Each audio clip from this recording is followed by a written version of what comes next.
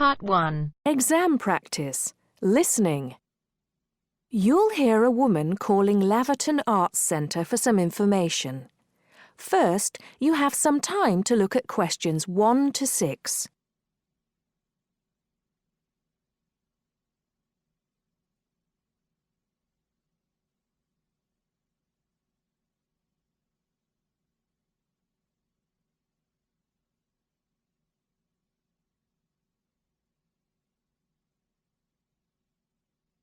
Listen carefully and answer questions 1 to 6. Laverton Arts Centre. How can I help you? Hello. I've been to the Arts Centre a few times recently, and I understand you have this scheme for regular visitors. The Friends of Laverton Arts Centre. Yes, that's right. I wonder if you could tell me a little about it. I mean, how much it costs and what benefits it offers, things like that. Certainly. Well, first of all, the good news is that we've recently changed the scheme. It used to cost £15 a year, but now it's free. All you have to do is fill in an application form. You can either come to the Arts Centre and do that here, or you can go to our website and apply online. And so what are the benefits of joining? There are actually quite a few. As a friend of Laverton Arts Centre, you'll receive a newsletter every 3 months with information on all the forthcoming events. That sounds useful. You also get priority booking for shows and concerts in the main theatre. Can you explain how that works exactly? Yes. What that means is that when tickets go on sale, for the first 2 days they're only available to friends of the Arts Centre. So as long as you book early, you can make sure you get seats. Great! Do you ever offer discounts to friends of the centre? Under the old system, when you had to pay to be a member, we did. Under the new system, there won't be any discounts for shows in the main theatre or films at the Arts Cinema. Having said that, we will be offering some discounts to members for performances in the small theatre. There'll be information about this in each issue of the newsletter. I suppose I can find that information online as well, can I? Absolutely.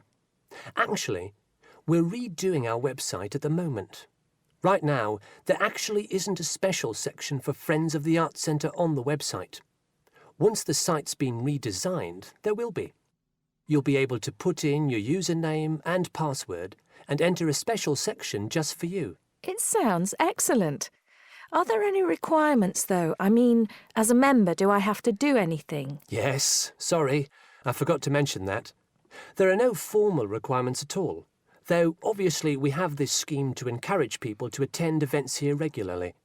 So we ask that you attend at least 4 events a year, whatever they are, if you possibly can. Nobody's going to count, though, and it's totally up to you. That sounds fair enough. Before you hear the rest of the conversation, you have some time to look at questions 7 to 10.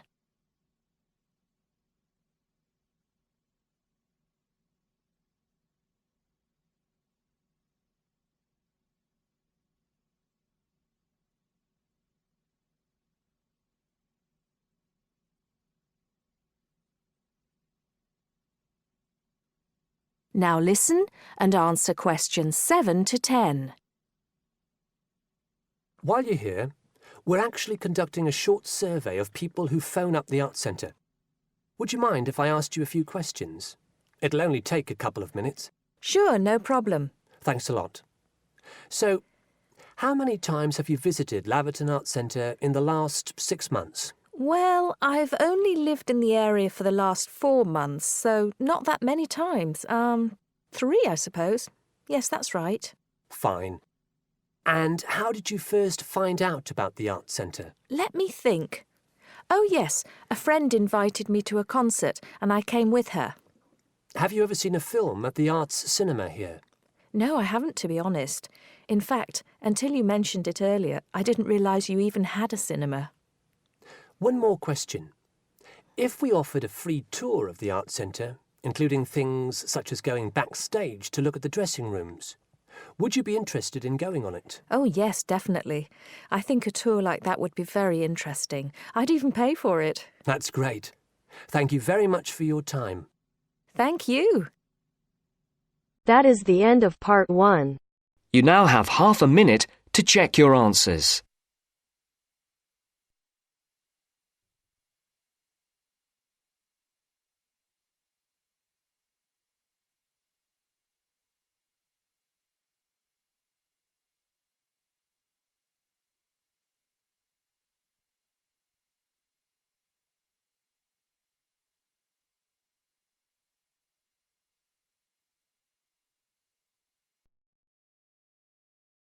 Now turns to part 2. Part 2. You are going to listen to a conversation between two students about preparing a questionnaire as part of an essay assignment. First, you have some time to look at questions 11 to 14.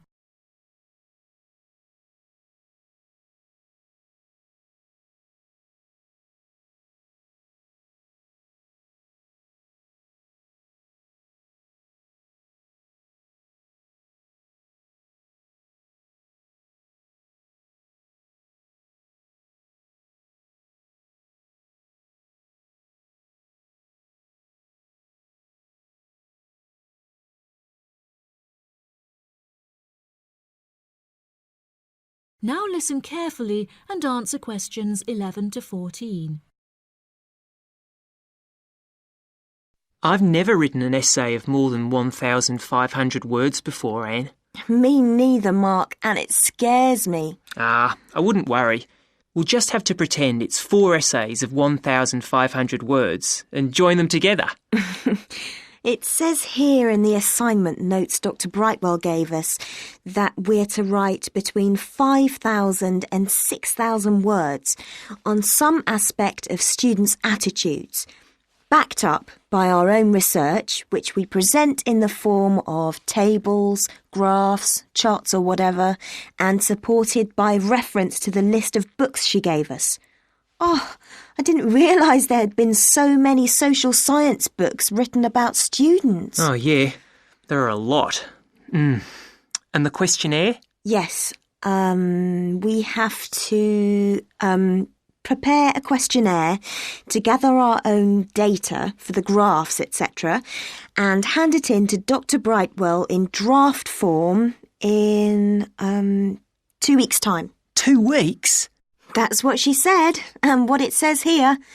She says that it's better to have it checked before we go on to collect the information and start the writing. Suppose she's right. We'd better get started then. But she didn't say how we were going to put the questionnaire together. Does it say anything in the notes? Nope. It only says that we are limited to 4 sides of A4 and no more than 50 questions. If that's the case, it's not that bad. Before you hear the rest of the programme, you have some time to look at questions 15 to 20.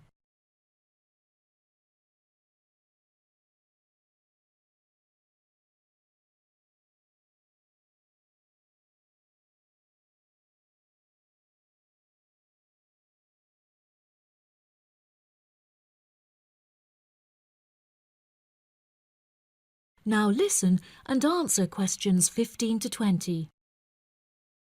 So, how are we going to do it? Well, first we need to know who we're aiming it at. Then decide how many questions we're going to ask. I think we could have about 40 questions maximum. I don't think there's any real need to go up to the 50 limit. And I think we should keep the questions themselves very simple. Don't worry. In my case, they will be. We could have a mixture of question types like multiple choice questions, yes, no, and agree, disagree, with boxes for people to tick. If people are asked to write down anything, it's unlikely they will fill it in. So, are we going to give this questionnaire out to people to hand in, or are we going to just stop and ask them around the campus or on the street? I don't really know. Did she say anything about this? No, she didn't. And there is nothing in these notes she gave us either. I think we ought to give them out. OK. Anyway, it won't affect the way we design the questionnaire. We're both doing it on different subjects, but there's nothing wrong with pooling our ideas about the mechanism of the questionnaire. No, none. What are you doing your project on? I've been thinking about doing something around the subject of how aware students are of world affairs. People think that we're all up to date, but I very much doubt it. It would also be interesting to compare students in different years. And you? I'm doing something on health and sport and whether students are more or less active since they came to university. Oh, sounds interesting. As the questionnaires can be anonymous, I'll fill in your first questionnaire for you. But I'm sure you won't be surprised by my answers. Somehow, I don't think so. I suggest we put together about 20 or 25 questions each and then meet tomorrow or the day after and compare them. Are you going to type yours up? Yeah, then I can come round to your place and we can work on them. You've got a laptop, haven't you? Yes, and I've got some new design software so we can play around with the layout. Brilliant. Are you any good at doing charts and things? I know how to do simple things on the computer, but we'll sort something out. OK. I feel much better about all this now. It doesn't seem quite as bad as I first thought. No, don't worry, we'll get it done. That is the end of part 2. You now have half a minute to check your answers.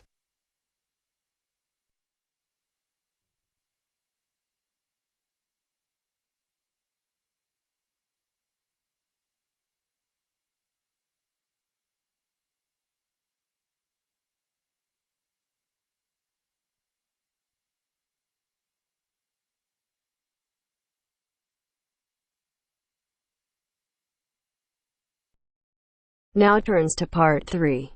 Part 3. You will hear a student talking to her tutor about a presentation. First, you have some time to look at questions 21 to 23.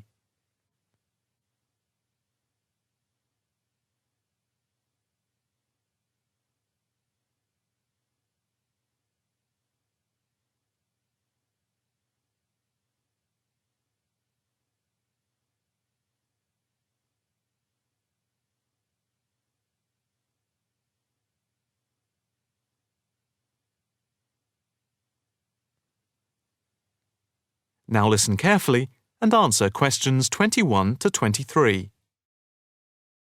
Excuse me, Dr. Owen, Oh, hello, Karen. Have you got a few moments? Yeah, sure.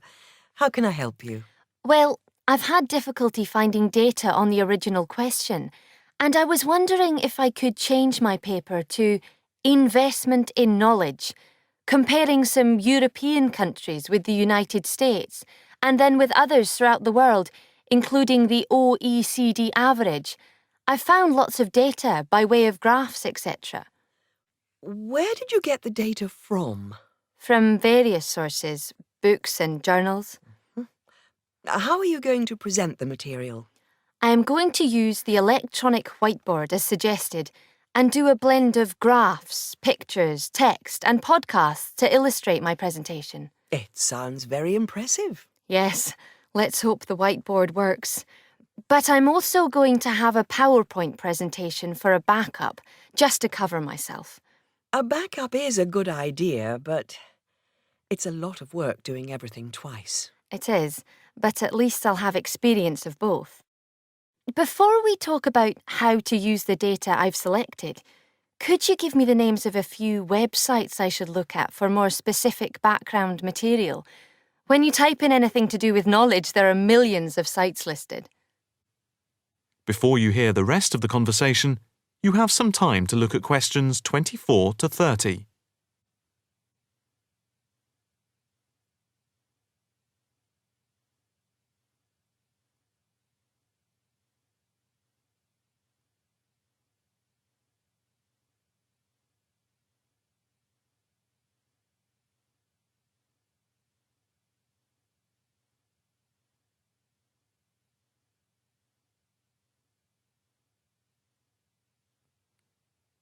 Now listen carefully and answer questions 24 to 30. Let's see. Oh, I'll print you off this list.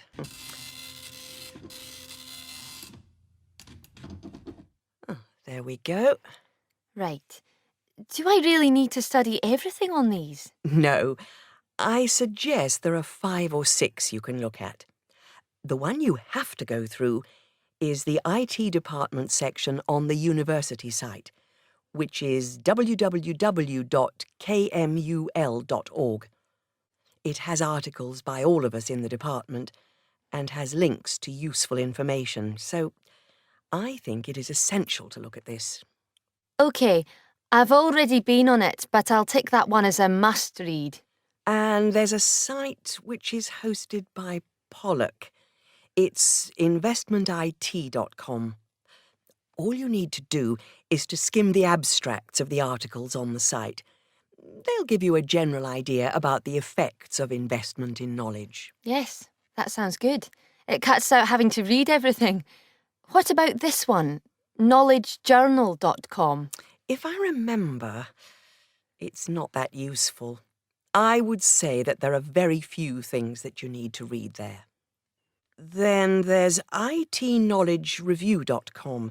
It's got loads of articles, but it's probably best just to read those that have come out in the last term or so. Do you have to subscribe? No, it's free from the university library.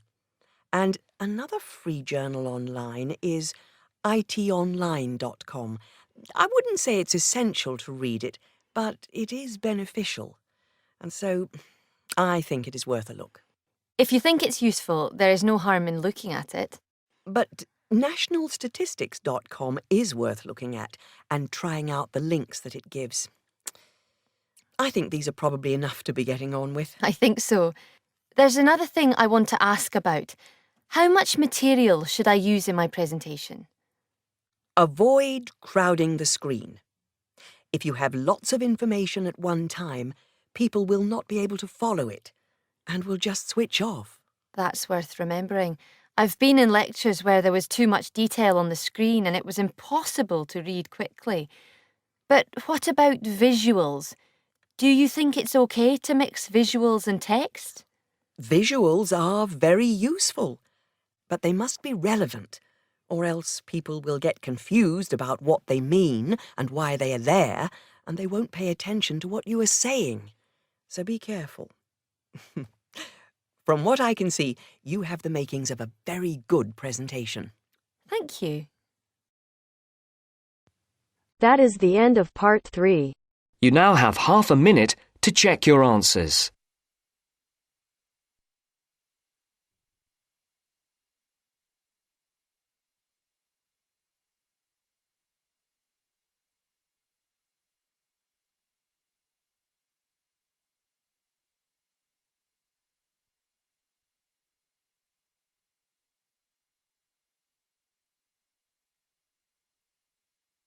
Now turns to part 4. Part 4. You are going to hear a lecture on life at work, which is being given as part of a series of lectures on productivity and work practices. First, look at questions 31 to 35.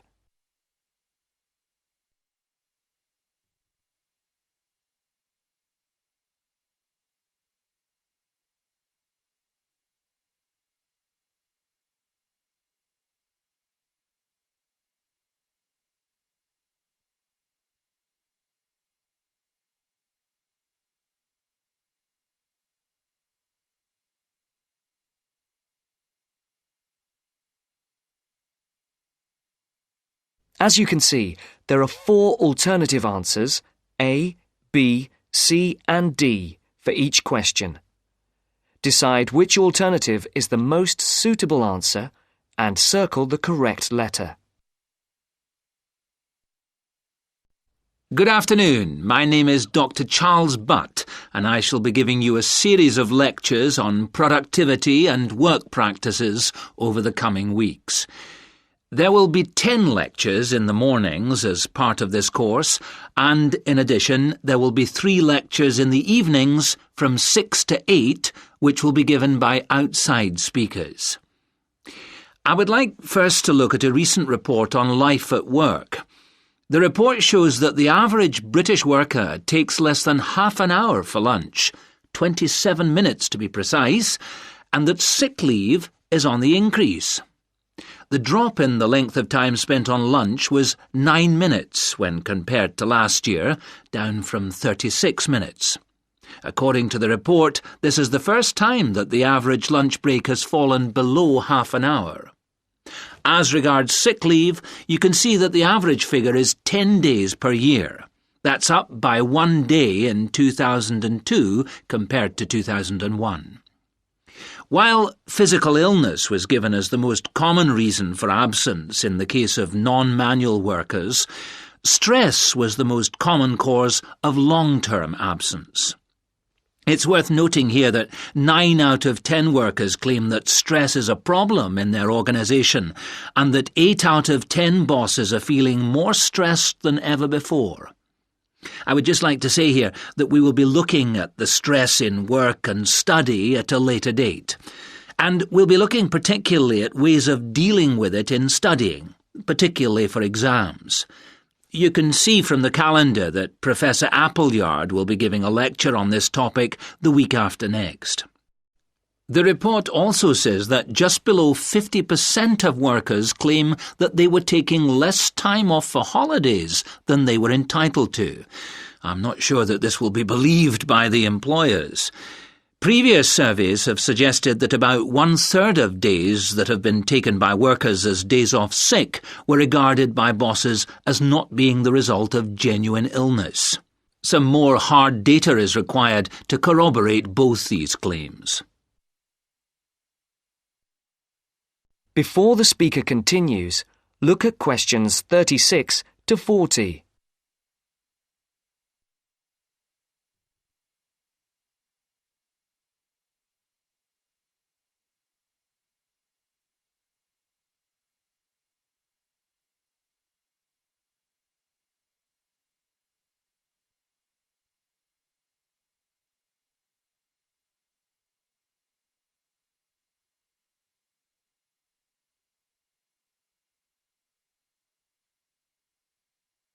As you listen, answer questions 36 to 40. All this suggests that employers are driving their workers too hard. The effects of overworking mean that workers are now being stretched beyond their limits, both physically and mentally. This is borne out by the increase in sick leave. However, looked at from the employer's point of view, the picture may not be the same. Employers say that workers protest too much, but bearing in mind the data about the number of bosses feeling much more stress than before, we need to think about this carefully. It's interesting to note that productivity has gone up in many areas of industry. In 2001, the local car plant had one of the sharpest increases in average productivity, with the number of vehicles per employee rising by over 30% a year. A new assembly line came into operation at the beginning of 2002, affecting productivity, which increased to the 100 vehicles per worker mark by the end of the year. This is a stunning achievement for an industry which was not long ago considered to be collapsing. It would be interesting to do a survey of the work life at the plant. Those of you who have opted to do the project and reduce the number of essays you have to do may want to look into this. Please see me at the end of the lecture. Right, now, let us move on to something else which I think... That is the end of part 4. You now have half a minute to check your answers.